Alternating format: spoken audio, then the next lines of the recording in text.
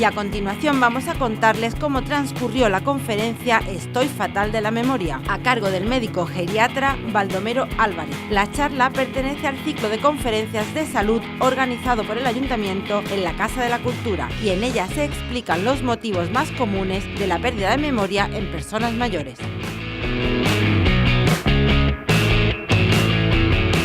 Pues estamos con el doctor Baldomero Álvarez y bueno, queríamos preguntarle en primer lugar en qué va a consistir esta conferencia de hoy.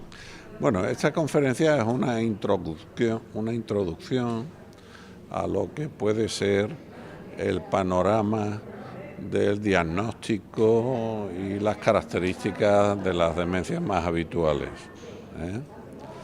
El título de la conferencia es un poco llamativo porque hace referencia a la pérdida de memoria, pero sobre todo hago hincapié en la conferencia de que la inmensa mayoría de las pérdidas de memoria no desarrollan una demencia, es decir, que las pérdidas de memoria está también muy asociada, por ejemplo, en las personas mayores a trastornos del ánimo, a la ansiedad, a la depresión, porque tiene una característica básica que es un déficit de atención, y cuando no tenemos capacidad de atender es muy difícil que tengamos buena memoria. Es decir, yo siempre le pongo el ejemplo a los pacientes que es muy difícil que si estoy pasando consulta y estoy pensando en otro enfermo que tengo grave en la planta, pues igual le tengo que preguntar 3 veces al paciente por qué viene a la consulta, y no es que esté perdiendo la cabeza ni esté perdiendo la memoria, sino sencillamente que estoy en otra cosa. Es muy frecuente que las personas mayores que tienen cuadros de ansiedad, por ejemplo, tengan un déficit de atención importante, y es frecuente que cuando hacen una pregunta, por ejemplo, pues antes de recibir la respuesta ya están en otra cosa. Y eso les hace preguntar lo mismo varias veces. Y en muchos casos, en otros sí, pero en muchos casos no es que vayan a desarrollar una demencia, ¿no? ¿Y son importantes este tipo de conferencias y de charlas? ¿Es realmente eficiente el que en este caso la persona que asista pues tome conciencia de todo esto? Bueno, yo creo que sí, yo creo que todo lo que sea acercar el conocimiento a la ciudadanía en general es positivo, ¿no? Siempre que no se traduzca en un esfuerzo luego por hacer una vida un poco artificial, es decir, lo básico es que tenemos que ser felices viviendo, Y si hacemos ese esfuerzo por hacer las cosas para que nos reporten felicidad, pues tampoco hay que sofisticar la vida, sobre todo en las personas mayores, sofisticarla demasiado. Y en ese sentido yo creo que estas conferencias y esta divulgación pues puede ayudar, ¿no? Eso espero. Vamos. Pues muchísimas gracias. De nada, gracias a ustedes.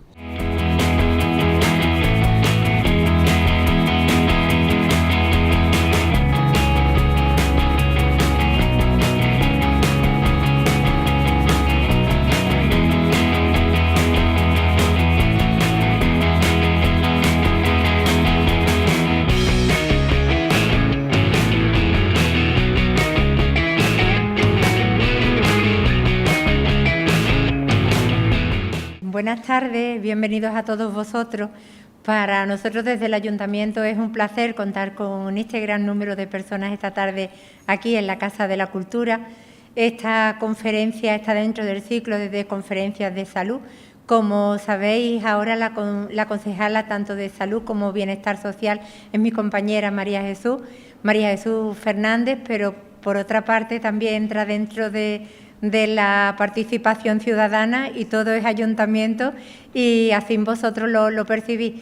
Tenemos esta tarde la gran suerte de poder contar con don Baldomero Álvarez, que es geriatra y médico del Hospital Universitario de Málaga, a la vez también profesor en la Universidad de Málaga, y es una conferencia bastante importante la que generosamente y gentilmente pues nos va a ofrecer aquí esta tarde.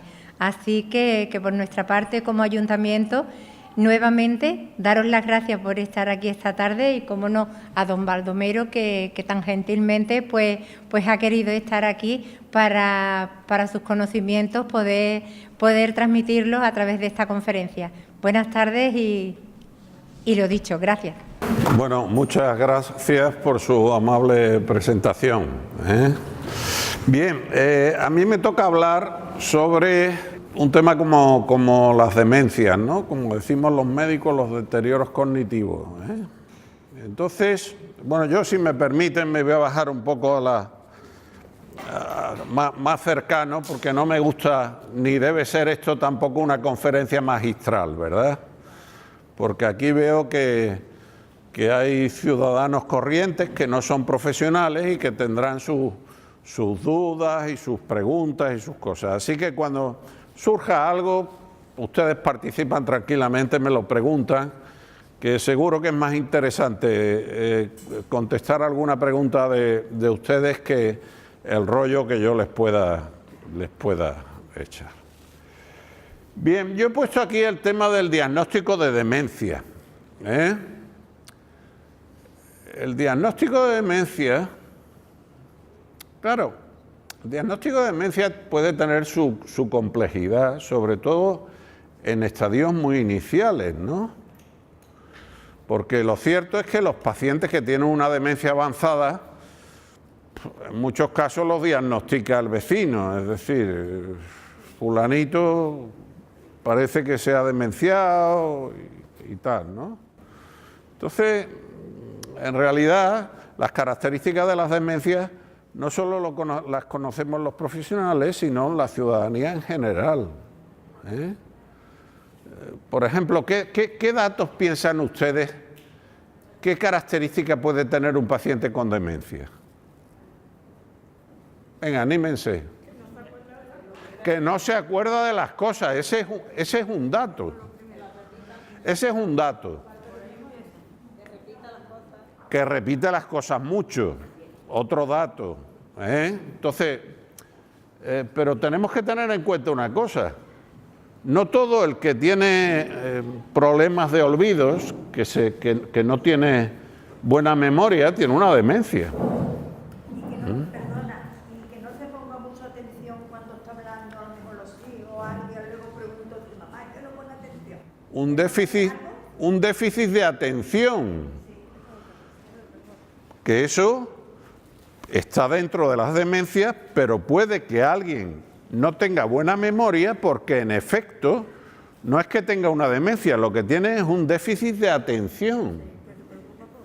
Por ejemplo, porque tenga un trastorno del ánimo, tenga un cuadro depresivo, tenga un cuadro de ansiedad, que en las personas mayores, sobre todo, siempre va aparejado a un déficit de atención.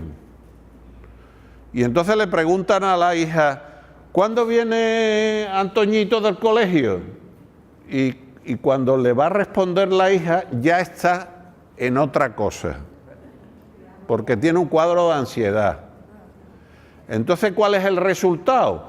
Pues que a los 5 minutos le tiene que preguntar otra vez, ¿cuándo viene Antoñito del colegio? Y eso, aunque es una característica de la demencia, o puede ser una característica de la demencia, no siempre que se tiene eso, se tiene una demencia, porque puede haber un déficit de atención. Venga, ¿qué más características piensan ustedes que puede tener un paciente con demencia? Aparte del problema de memoria anterior, o sea, que recuerda cosas anteriores, rememora épocas pasadas, pero no se acuerda de lo que ha desayunado, por ejemplo, ¿no? Bien, pues sí, es un dato. ¿Qué más cosas en alguien que está demenciado? En su casa dice que esa no es su casa. Desorientación franca, errores de identificación, no sabe identificar lo que está viendo como su casa de toda la vida. Ese es un dato importante. ¿Ven cómo ustedes saben mucho de demencia? ¿Qué más características? en algunos casos, el menor porcentaje. La que tiene un componente hereditario importante son las demencias que se inician a muy temprana edad. Con 40, con 50 años, sí hay un componente hereditario claro. Pero en pacientes que empiezan con 80 años con demencia, ahí el componente hereditario pierde bastante valor, ¿eh? Pero no me refiero a eso, me refiero a las características clínicas que ustedes pueden pensar que puede tener un paciente con demencia. Y hemos dicho trastorno de la memoria, que tiene olvidos, que hay un déficit de atención y que hay errores de identificación, que está desorientado, que no sabe dónde está. ¿Qué más? Cambio de carácter, de comportamiento. Hay un déficit, hay un problema de conducta, ¿eh? Otra característica, otra pieza clave, trastornos de sueño, ¿eh? Otras piezas clave, el trastorno de conducta es una pieza clave del diagnóstico de demencia. Caramba, están diagnosticando la demencia, pero bien diagnosticada. ¿Qué más cosas? Agresivo. Eso entra dentro de los trastornos del comportamiento. ¿Qué más?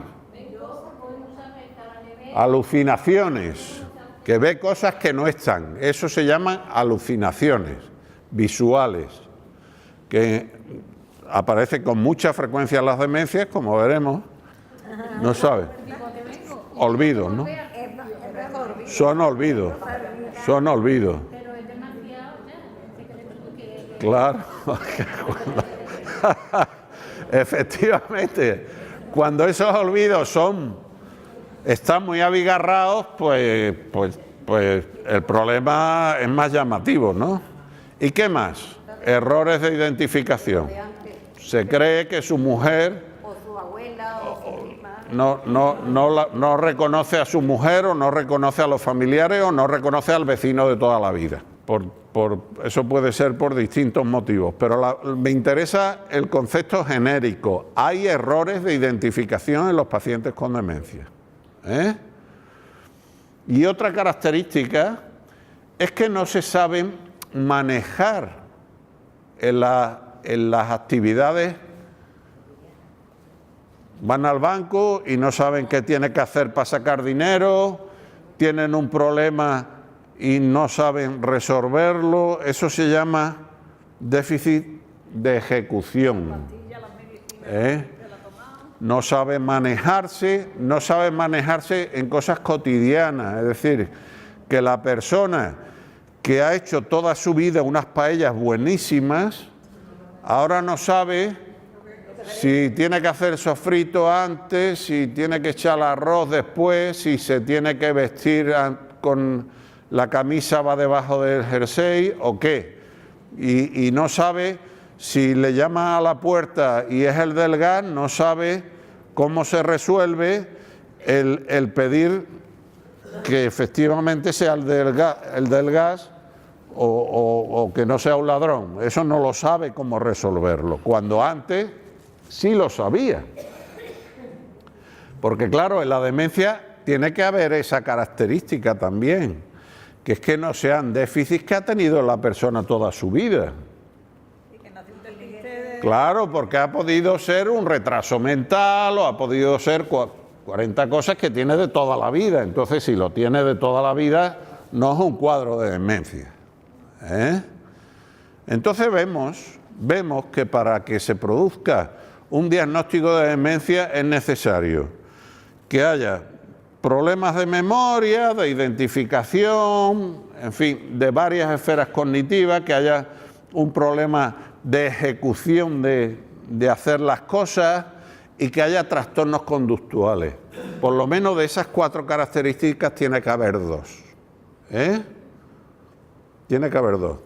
Pero además, es que lo han acertado todo, ¿eh? Mire, esos son los déficits, ¿verdad? Al menos 2 tiene que haber para que haya un diagnóstico de demencia. Pero además tiene que cumplir ciertos condicionantes. Claro, si alguien tiene trastornos de memoria y trastornos que a veces no identifica bien al vecino o se ha perdido en la calle, pero resulta que esa señora o ese señor sigue haciendo su actividad diaria como lo hacía antes, es decir, si trabaja de cocinera, pues sigue haciendo su trabajo de cocinera como toda la vida, igual de bien o igual de mal que lo ha hecho toda la vida. Sigue gestionando su dinero como lo ha gestionado siempre, de bien o de mal. Que no hay una repercusión clara en su actividad diaria, bueno, pues faltaría una característica de la demencia, que es que esos déficits deben de repercutir en la vida diaria. Si no repercuten, estaremos ante un deterioro cognitivo leve, como decimos nosotros, una situación previa a demencia, lo que queramos, pero demencia todavía no la podemos definir como demencia si no hay una repercusión clara. En segundo lugar, debe de representar, como he dicho antes, déficit con respecto a los niveles previos que tenía el paciente, ¿verdad? No se explican por delirio o por trastorno psiquiátrico, porque claro, el paciente con una esquizofrenia, por ejemplo, puede tener alucinaciones, puede tener alucinaciones. Eso no significa que el hombre tenga o la señora tenga una demencia, es un cuadro psiquiátrico. Y el delirio, que luego veremos, el delirio es un cuadro muy frecuente en las personas mayores y que si bien puede en algunos casos estar relacionado con la demencia, no es lo mismo que la demencia, y además es un cuadro que suele ser reversible en las personas mayores, cuando tiene un cuadro de delirio, que luego veremos si nos da tiempo. Y bueno, ese deterioro cognitivo se detecta y se diagnostica como siempre hacemos en medicina, ¿no?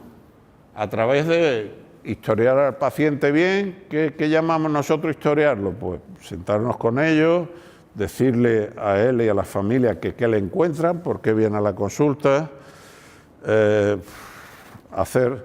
indagar sobre las enfermedades que tiene el paciente, sobre los tratamientos, que dicho sea de paso, los tratamientos, los fármacos, en muchísimos casos son la causa de los déficits que presenta el paciente, y a través de una evaluación cognitiva, no solo de memoria, sino de otros aspectos, objetiva, ¿no? Lo que llamamos pues un estudio cognitivo completo, con escalas y tal, para objetivar esos déficits de memoria. Y entonces llegamos a la estrella. La estrella es la demencia Alzheimer. Hay muchos tipos de demencia. La más frecuente es la Alzheimer.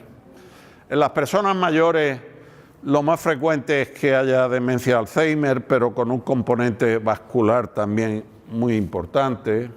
Es muy difícil que en un paciente que empieza con demencia a los 82 años estrictamente sea una demencia Alzheimer pura. Siempre hay un componente vascular, siempre hay otros aspectos que añadir a ese tipo de demencia, ¿verdad? ¿Y cómo se caracteriza el diagnóstico de demencia Alzheimer probable? Probable. Bueno, fundamentalmente por el curso, es decir, de la demencia. El deterioro es progresivo. Es muy difícil identificar cuándo empezaron los trastornos. Cuando un paciente identifica muy claramente, él y la familia, cuándo empezaron los trastornos, fue el 25 de mayo del 2016, eso es difícil que sea una demencia Alzheimer, porque la demencia Alzheimer empieza normalmente de forma más silente, ¿no?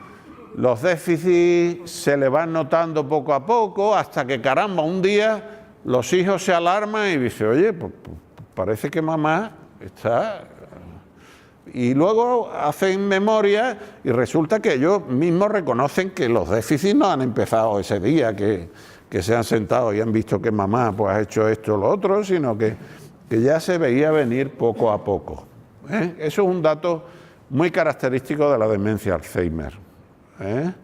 Es verdad que siempre se ha dicho que el déficit primitivo de una demencia Alzheimer es la memoria. Bueno, y es así, pero ahora se ha visto que hay demencia Alzheimer que empieza con alteraciones de otras esferas, cognitivas.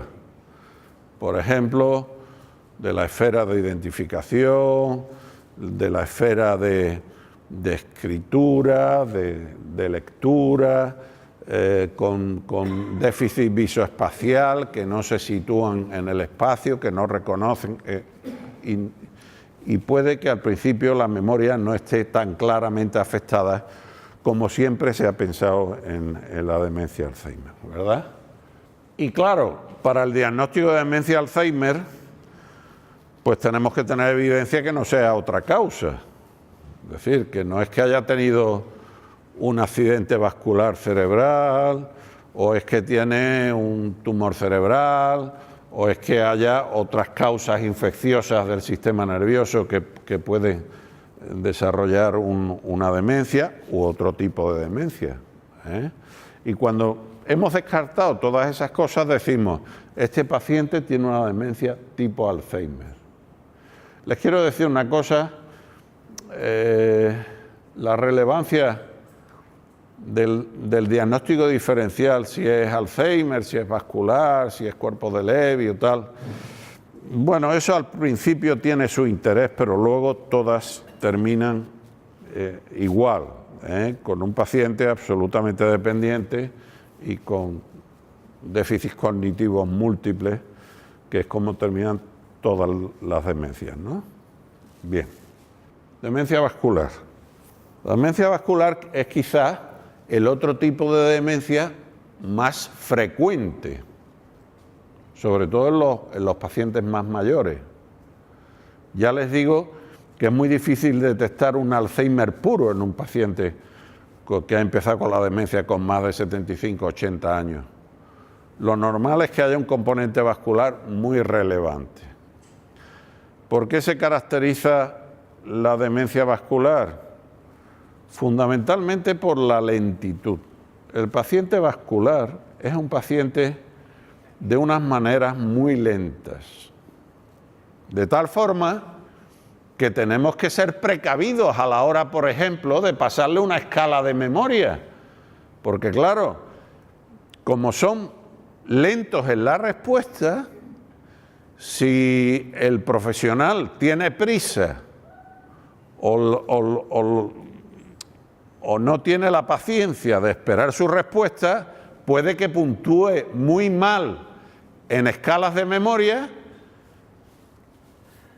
que si tenemos la paciencia suficiente, pues puede que las puntúe bien. Es decir, cuando yo le pregunto a un enfermo con un problema vasculocerebral, ¿qué día de la semana es hoy?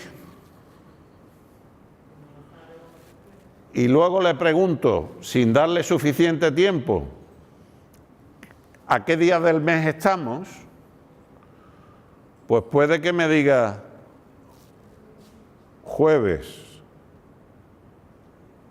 Y me está contestando a la primera pregunta. Claro, si no tengo paciencia al pasarle el test cognitivo, resulta que puntúa muy mal. Pero luego, cuando tienes la paciencia, no puntúa tan mal. No puntúa tan mal.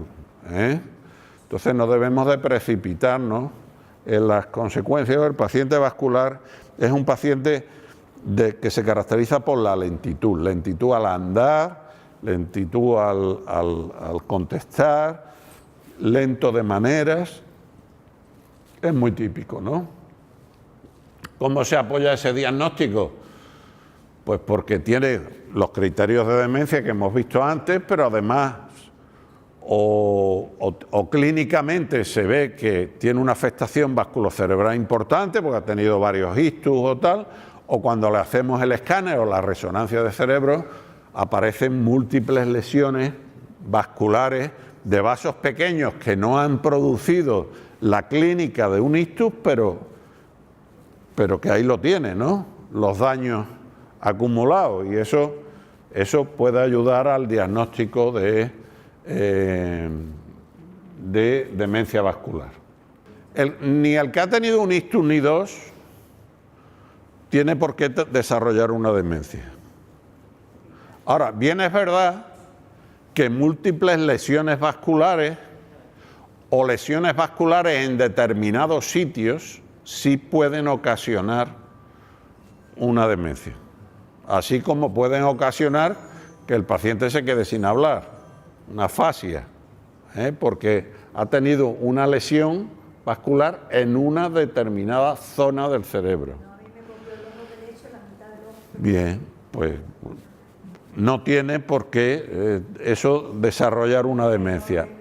Pero lo cierto es que múltiples lesiones vasculares o una lesión vascular más importante en determinados sitios sí que pueden desencadenar una demencia.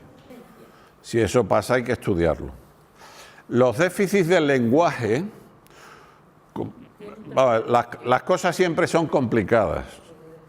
En medicina las cosas siempre son complicadas.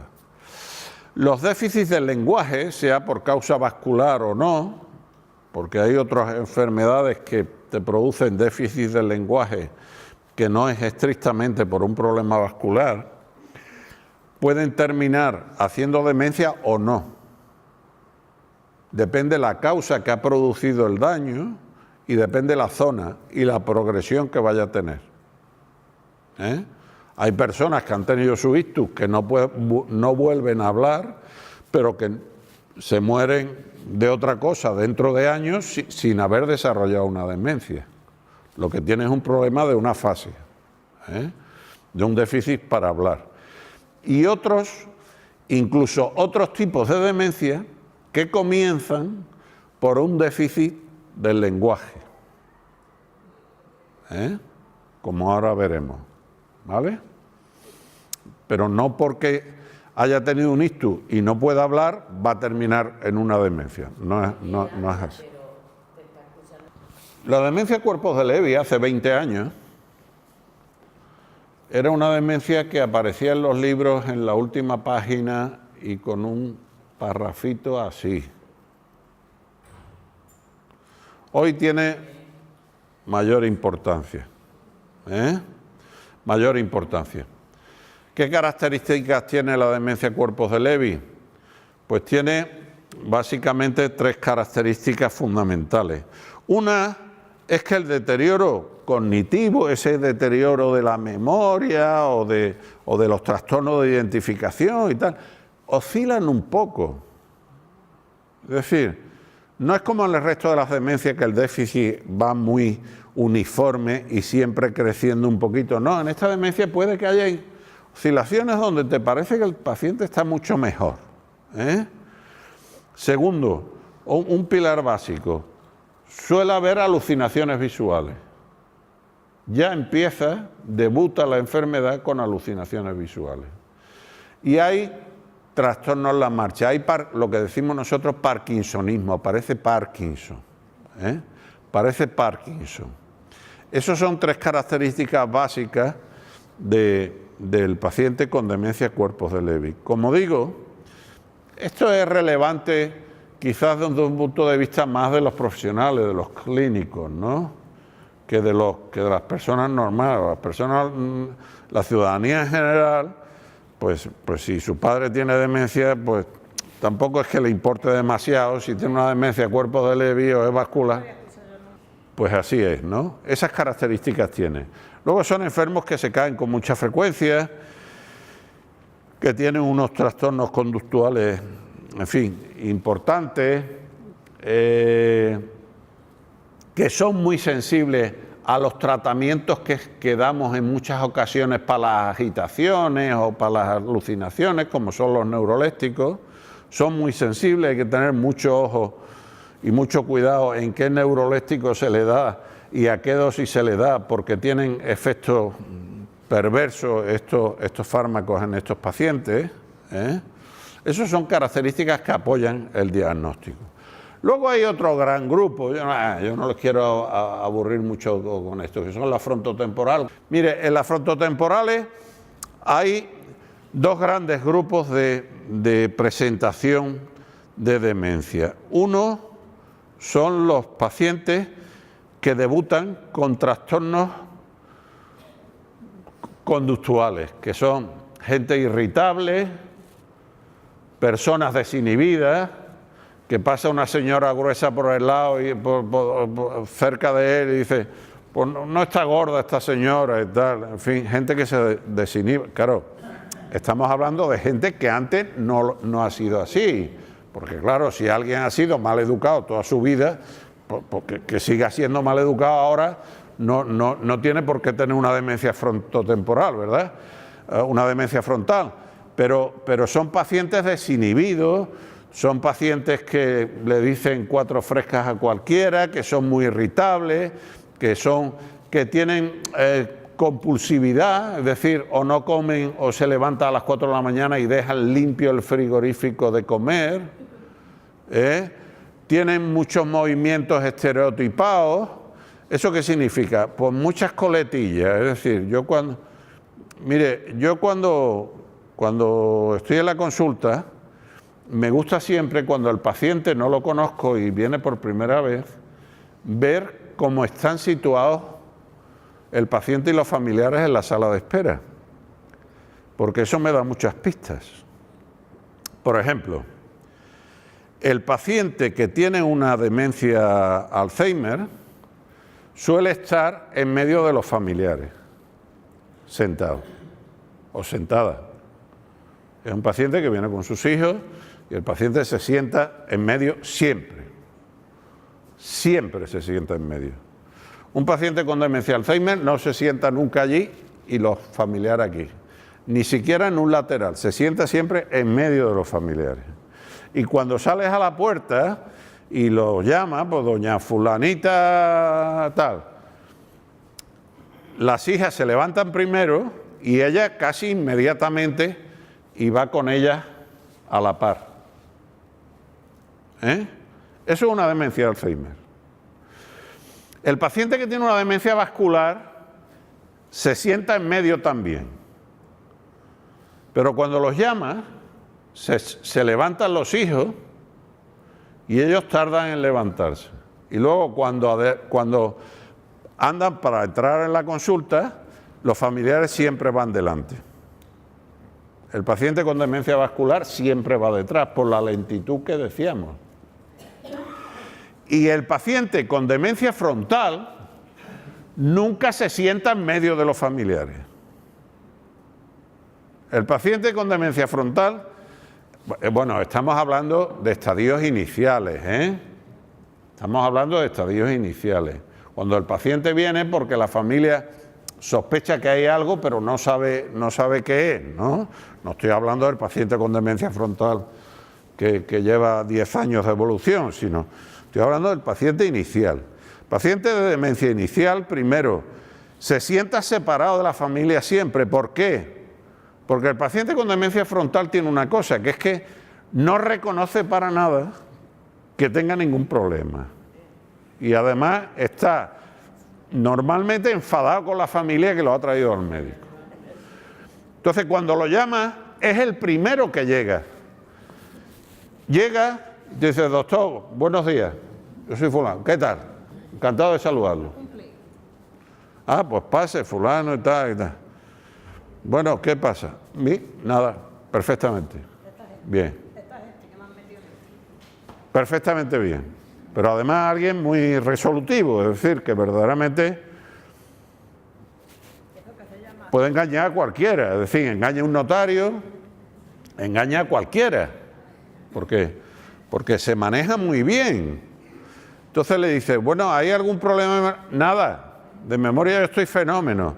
Pero además pasa una cosa, es que le haces un test de memoria, si recuerdas esto, y funciona bien. ¿Sí? No funciona mal. La esfera de memoria, la conductual, es muy precoz, pero la de memoria funciona bastante bien. Los hijos han detectado algo, por ejemplo, ¿qué han podido detectar?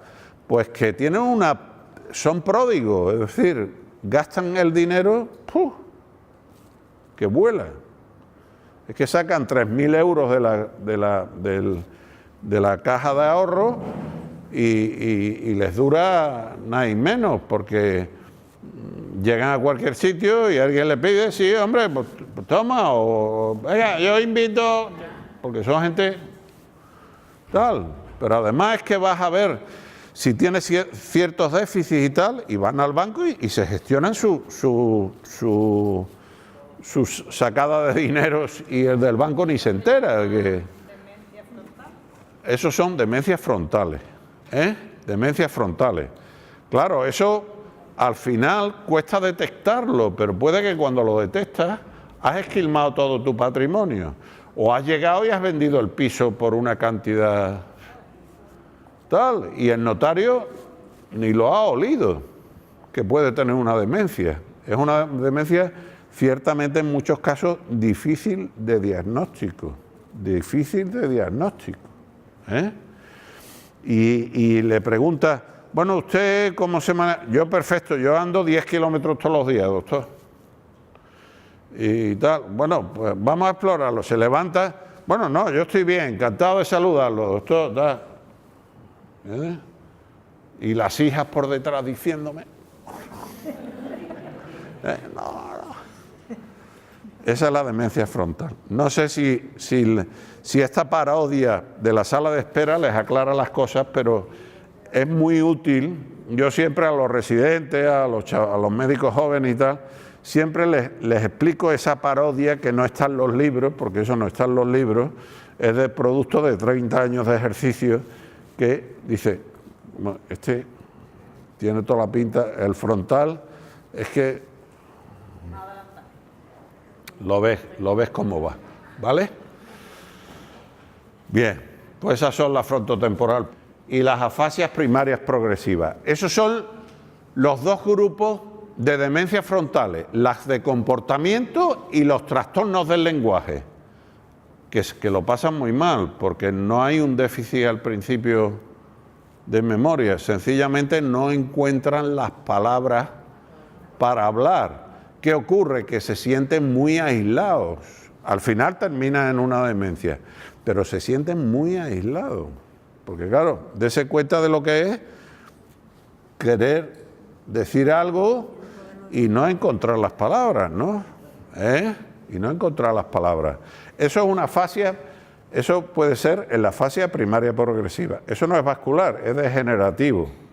Otra cosa distinta es que alguien tenga un ictus y se le quede una afasia motora, que es que el paciente puede entenderlo todo, pero no puede decir nada.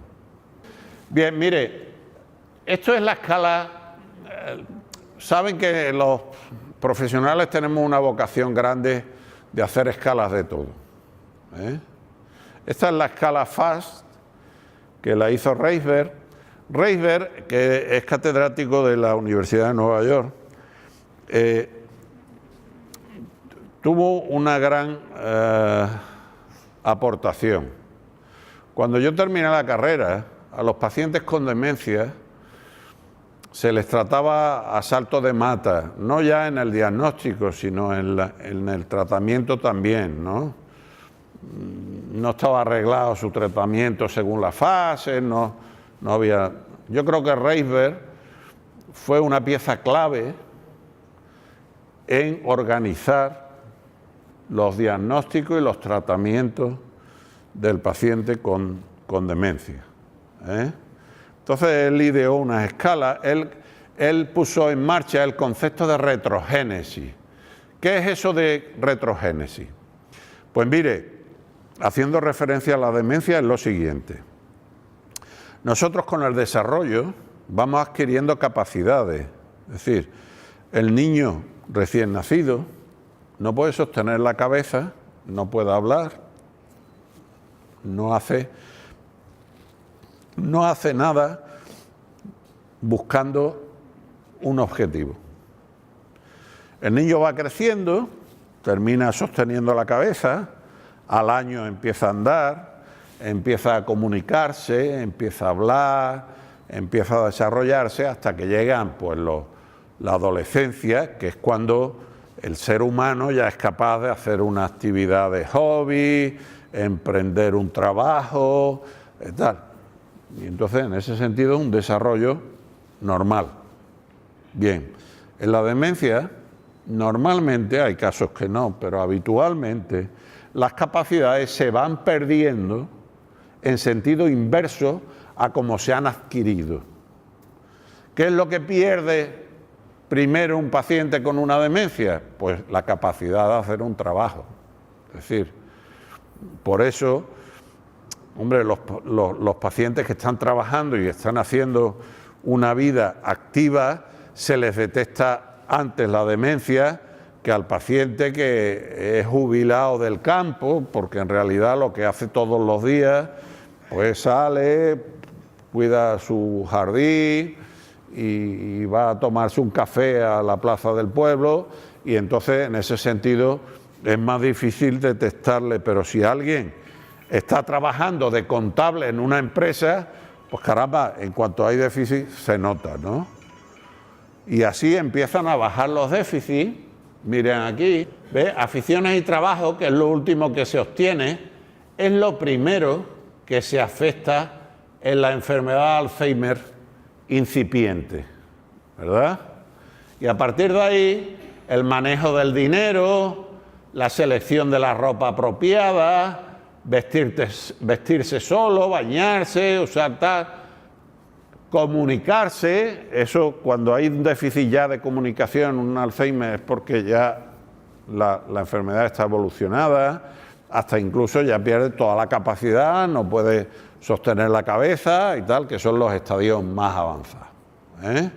Esto se lo pongo, no para que memoricen la escala, sino para que entiendan el concepto de que las capacidades se van perdiendo en sentido inverso a como se han ido adquiriendo, ¿eh?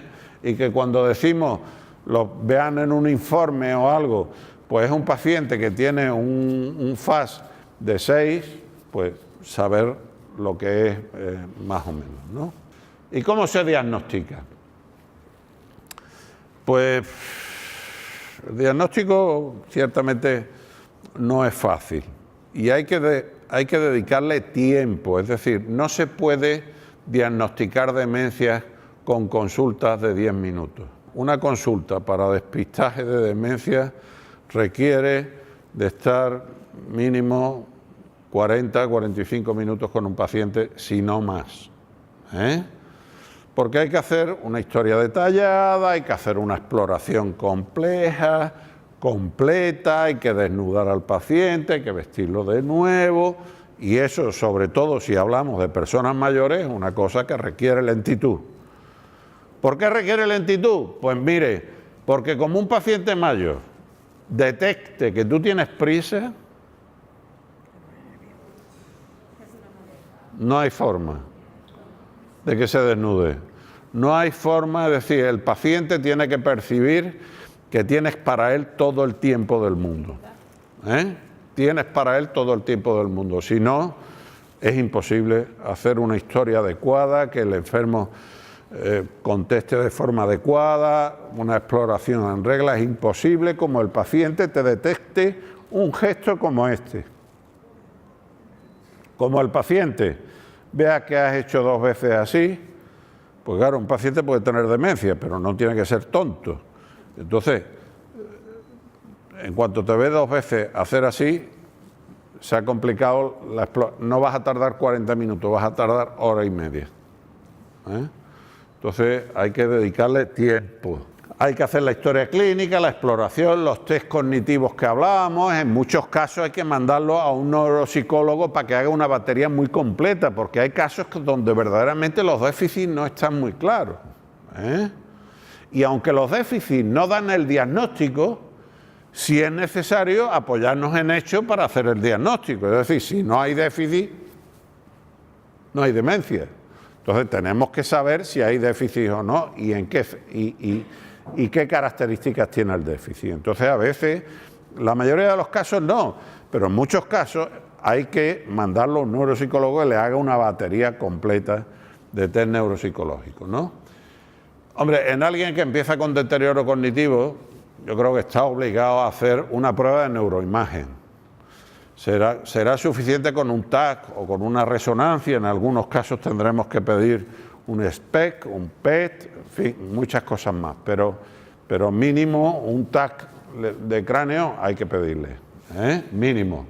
Hombre, si te viene alguien ya con una demencia avanzada de 10 años de evolución y te viene por primera vez, hacerle un TAC no es muy relevante, porque haya lo que haya, no vas a poder solucionarlo ya después de 10 años de evolución. Pero en un paciente que viene para un diagnóstico primero de ver si tiene demencia o no, lo suyo es hacerle una prueba de neuroimagen. En los casos dudosos, pues se hace todas estas pruebas que siguen aquí: electroencefalograma, punción lumbar, neuroimagen, materia neuropsicológica y tal.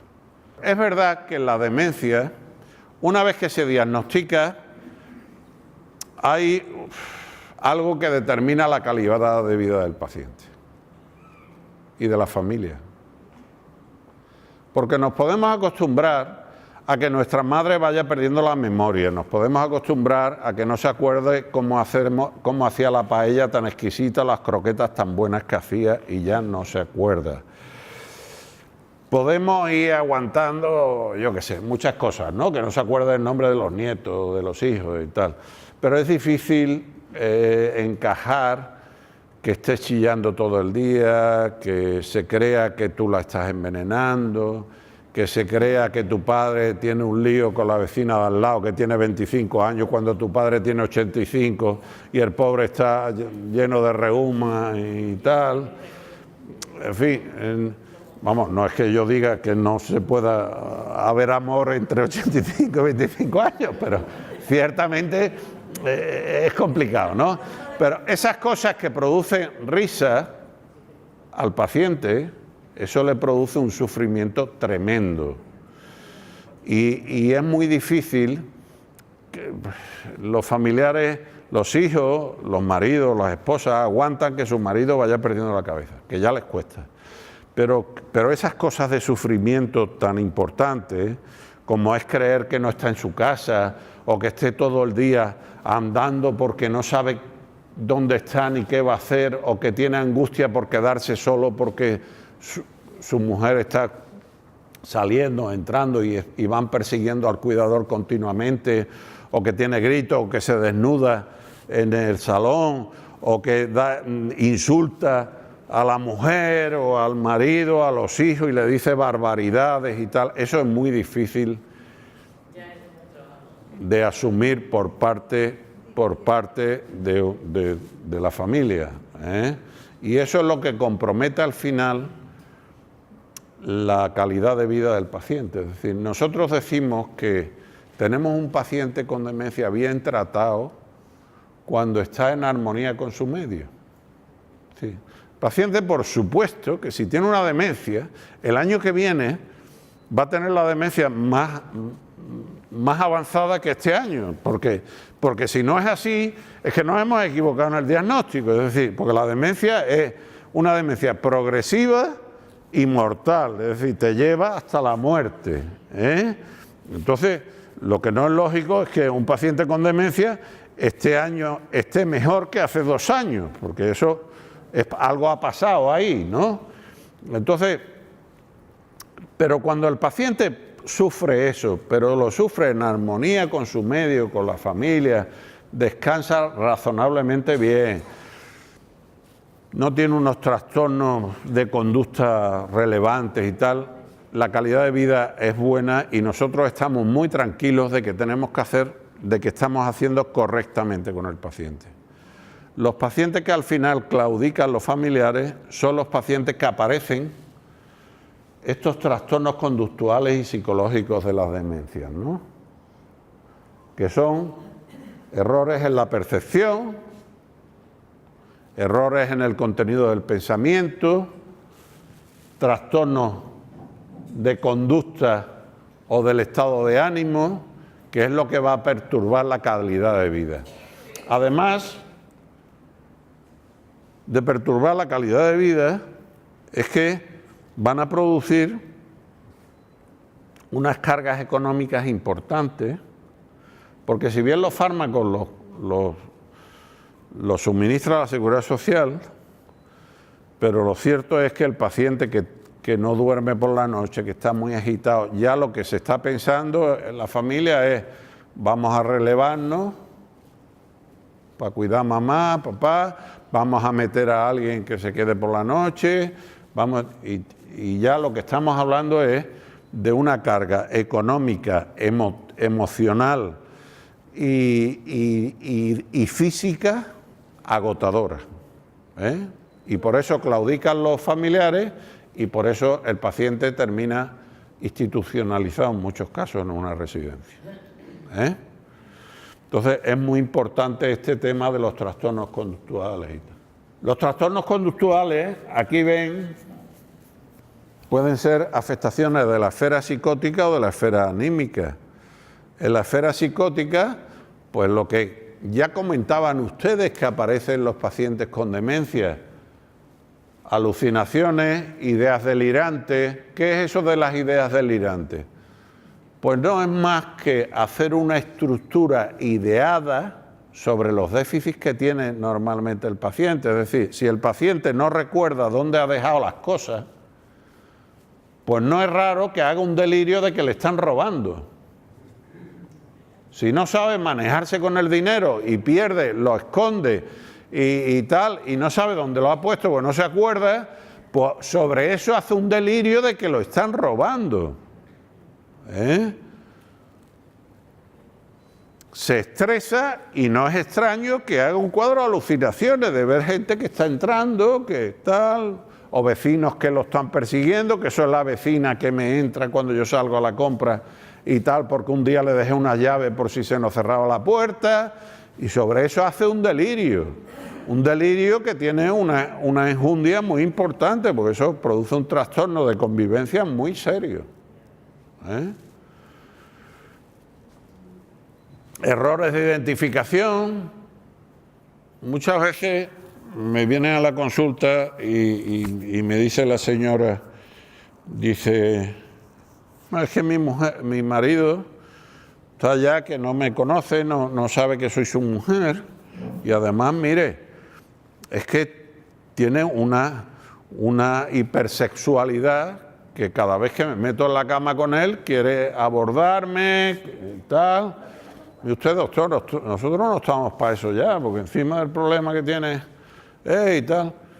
Claro, muchas veces no es un tema algunas veces sí, es un tema de hipersexualidad que se puede dar en ciertas lesiones y tal.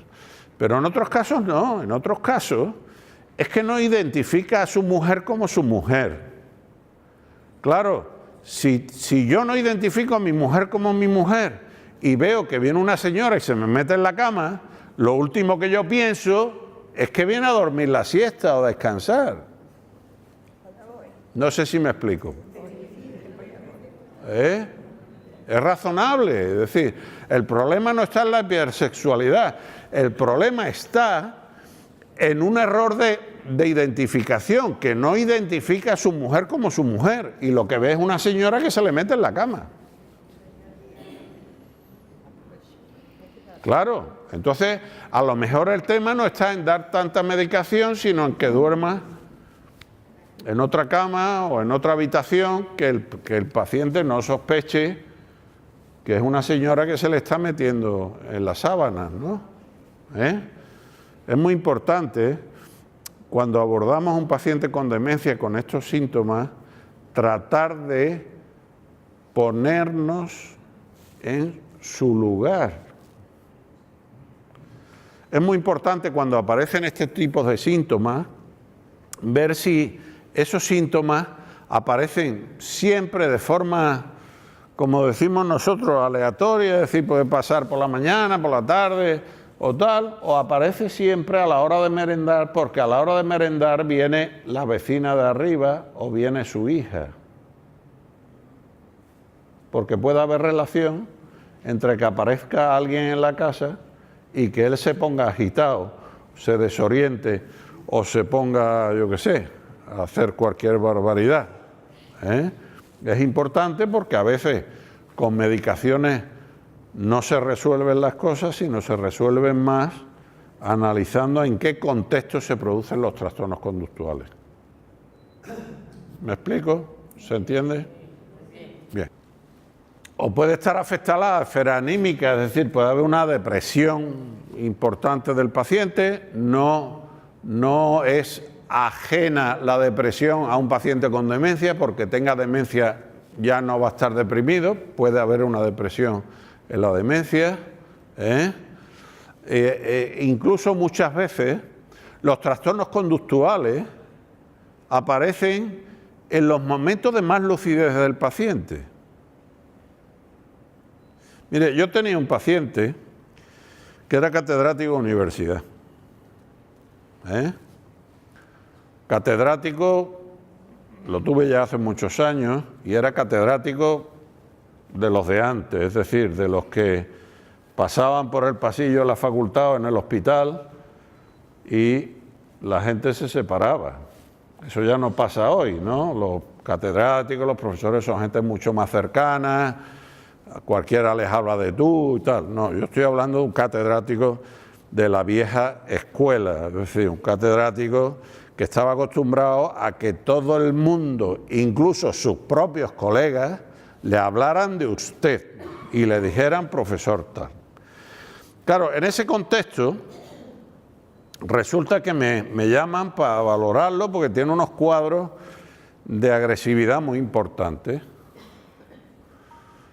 Y entonces iba a un centro de día, iba tal, y sobre todo cuando iba al centro de día se ponía más irritable. Entonces, claro, estuve viéndolo durante mucho tiempo y se le puso medicación, no iba bien. Y entonces, claro, me di cuenta, digo, bueno, vamos a ver. Aquí tenemos a un señor que ha sido los últimos 30 años, todos. Ha sido catedrático de universidad. Ha sido profesor tal. Todo Dios con un respeto impresionante. Y entonces, resulta que ahora llega a un centro de día donde lo recoge un autobús que ya le dice el conductor, Pepe, venga, sube, da igual. Llega al centro de día y el terapeuta ocupacional o el personal de allí, pues Pepe, vamos a hacer esta florecita o vamos a hacer estos trabajos manuales y tal. Claro, cuando él estaba más afectado, sobre todo porque se le ponía medicación, no captaba el tema, pero cuando estaba más lúcido, claro, a una persona así que tú le digas, Pepe, vamos a hacer una florecita y tal. Entonces tienes que, a todo el mundo, tienes que empatizar con ellos y tratar de ponerte en su lugar. Y entonces hay que hacerle un tratamiento distinto. A todo el mundo no se le puede hacer el mismo tratamiento. Y entonces eso es muy importante. Ver qué causas pueden desencadenar esos brotes de agresividad que él tenía cuando iba. Muchos casos, cuando veía el autobús, ya se ponía hecho una fiera. Luego allí en el centro, en algunas facetas, estaba cómodo y estaba bien, pero le producía una irritación muy importante. Cuadros de apatía, de ansiedad. El paciente con demencia incluso avanzada no está exento de tener cuadros de ansiedad. Y es importante identificarlos. ¿Por qué? Porque el tratamiento es distinto, también es farmacológico. En un paciente es importante saber si alguien está deambulando todo el día porque no reconoce la casa donde está y trata de buscar algo que le sea familiar, que eso es un error de identificación, que es una afectación de esfera psicótica, a que el paciente esté deambulando todo el día porque tiene fobia a quedarse solo, tiene miedo, le produce ansiedad y entonces está persiguiendo al cuidador todo el día. Dice, mire doctor, es que voy a la cocina, me lo encuentro detrás, voy al baño, quiere entrar al baño conmigo, estoy desesperada, Hay que intentar, porque en algunos casos le pones un ansiolítico y funciona y en otros tendrás que poner otro tipo de fármaco, Otro tipo de fármaco. Aunque siempre los fármacos debemos de tentarnos la ropa a la hora de aplicarlos en estos pacientes, porque no hay fármaco que no tenga problemas. No hay fármaco que no tenga problemas. Todos tienen problemas, a veces hay que ponerlos, pero hay que indagar para buscar recursos que no traten de, por ejemplo, en el paciente que tiene miedo o esos cuadros de ansiedad, no podrán dormir a oscuras, tendrán que dormir con una luz que se vea algo, porque les va a dar terror cuando se despierten. Por la noche, claro, van a dormir poco porque la primera que abran los ojos y no vean nada, se van a asustar. Y a lo mejor no requiere de tanto somnífero, sino de poner una luz en algún sitio en condiciones, ¿no? Y luego cualquier trastorno de la esfera psicótica o de la esfera anímica van a desarrollar estos cuadros de agitación. Claro, si yo tengo una ansiedad, una fobia a bañarme porque me da miedo y me insisten en que me bañe y tal, y hacen un enfrentamiento conmigo, pues voy a tener un cuadro de agitación, incluso de agresividad. Pero es que si yo creo que me están entrando en la casa gente, porque tengo un cuadro de alucinación, y estoy diciendo que entran gente y hacen un enfrentamiento conmigo, que no entran, y qué tal, pues voy a tener un cuadro de agitación. En un caso se tratará de una forma, en otro se tratará de otra, ¿vale? Pero las dos esferas pueden desarrollar todo este tipo de trastornos conductuales, ¿vale? No identificar el espacio televisivo, esto es errores de identificación. Mire, esto es importante porque, bueno, vamos a ver, en las casas de los pacientes con demencia no debemos de tener, por ejemplo, muchos espejos. ¿Por qué? Porque el paciente con demencia no identifica lo que ve en el espejo como un espacio reflejado, sino lo identifica como otro espacio. Y muchas veces ves a un paciente con demencia que se asoma a un espejo y habla con el que está viendo como si fuera otra persona. O el espacio televisivo.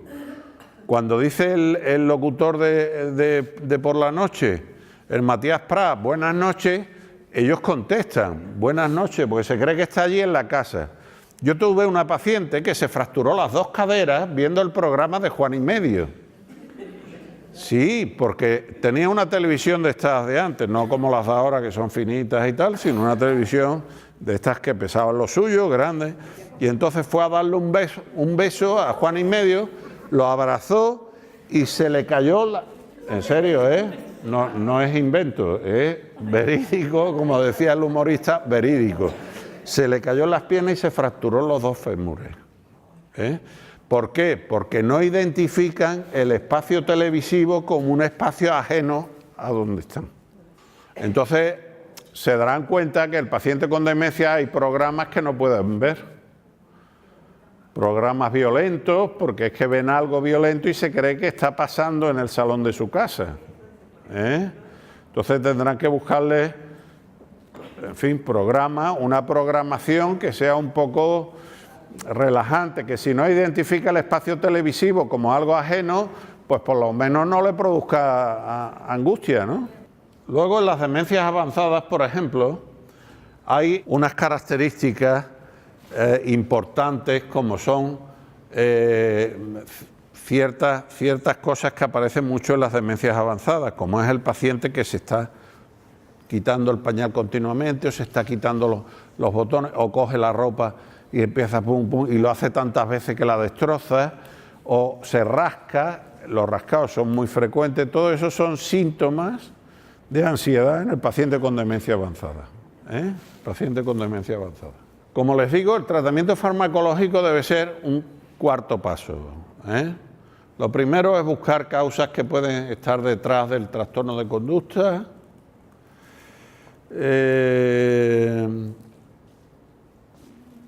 Se debe de tratar también los síntomas que verdaderamente merezca la pena tratar. ¿Y cuáles son los que merecen la pena tratar?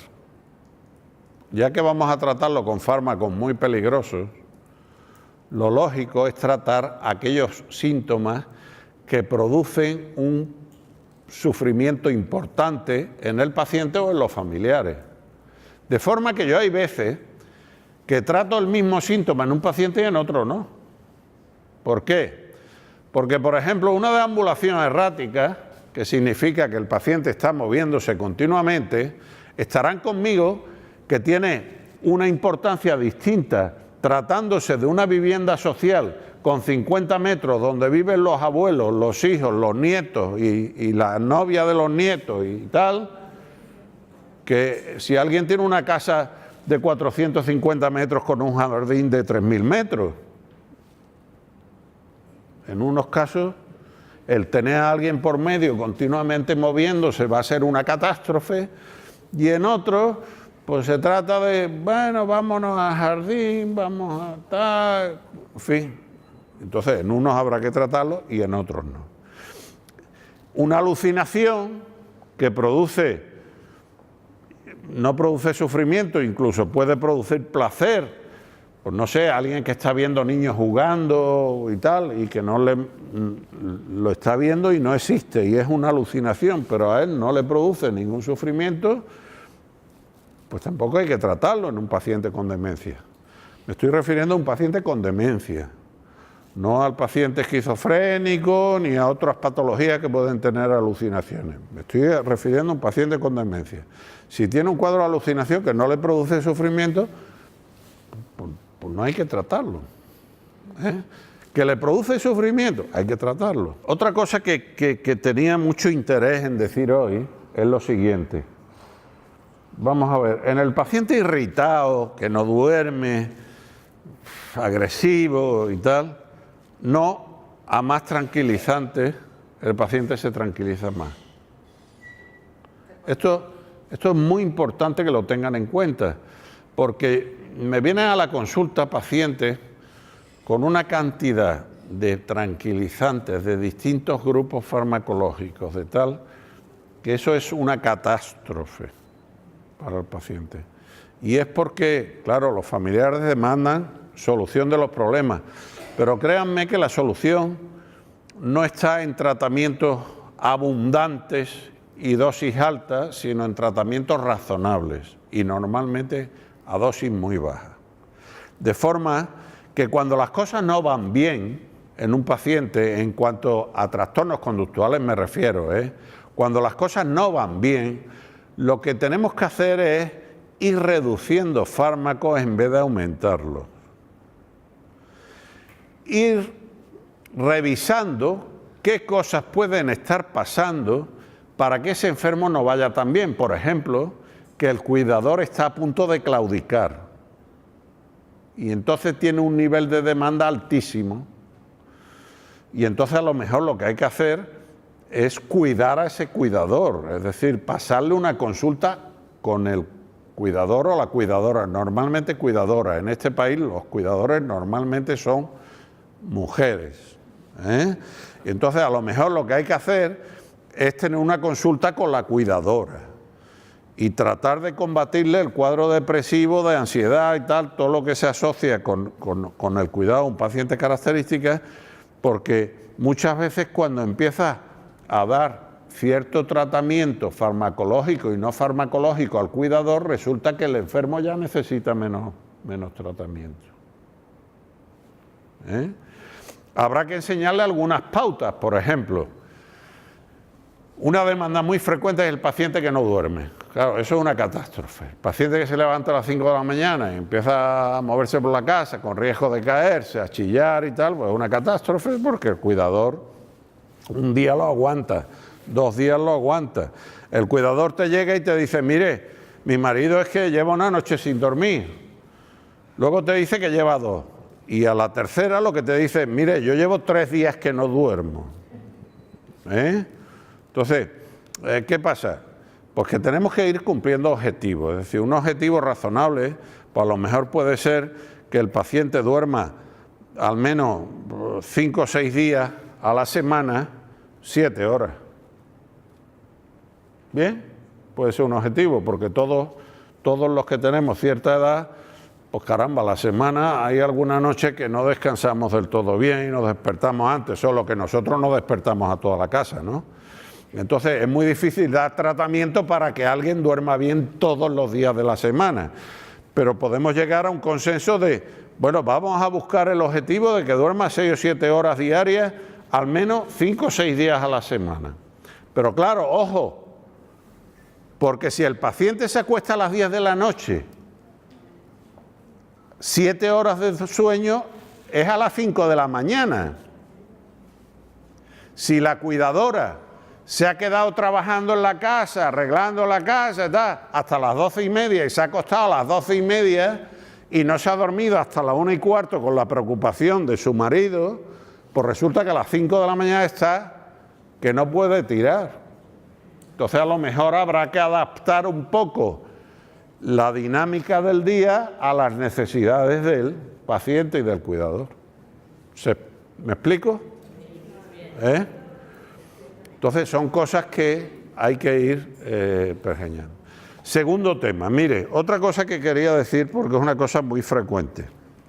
Estoy cansado de ver pacientes en la consulta con mucha medicación tranquilizante que no tienen un laxante puesto.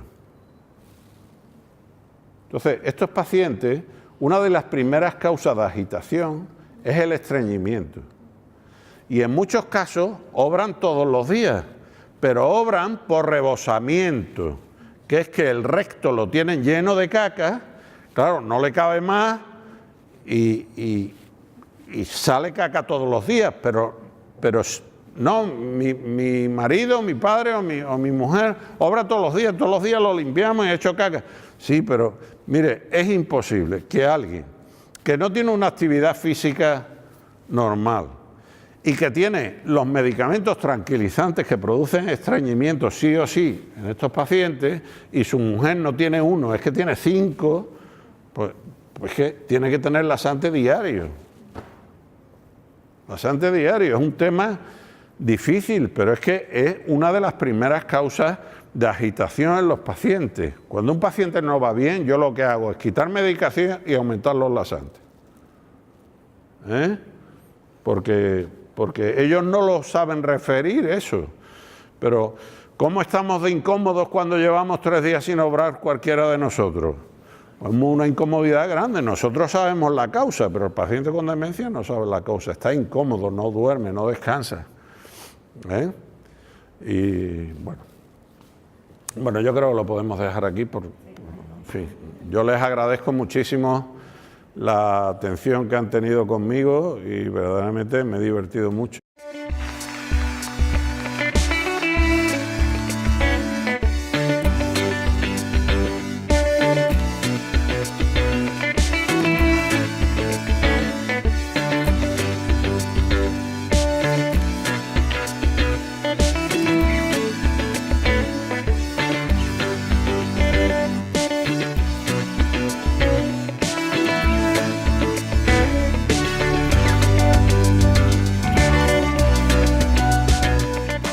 Tenido una charla de salud, es una de las charlas que se viene haciendo dentro del ciclo de conferencias que se realiza a través de la Concejalía de Salud y la verdad que estamos muy satisfechos. El salón ha estado lleno de personas, de hombres y mujeres pues interesados en este tema tan interesante y a la vez que nos preocupa tanto a nuestros mayores como es la pérdida de memoria y la demencia. La verdad que desde aquí agradecer a don Baldomero Álvarez, que es un geriatra del Hospital Universitario de Málaga, la charla tan interesante y sobre todo ha sido una charla muy interactiva donde ha podido todas las personas que han acudido interactuar, preguntar sus dudas y aclarar pues muchos de los problemas que están viviendo en su casa, ¿no? Porque muchas de ellas son cuidadoras de personas que tienen este tipo de problemas. Así que desde aquí pues agradecer a don Baldomero que haya tenido a bien venir esta tarde a dar esta conferencia y desde aquí pues decir que vamos a seguir trabajando en este ciclo de conferencias que creemos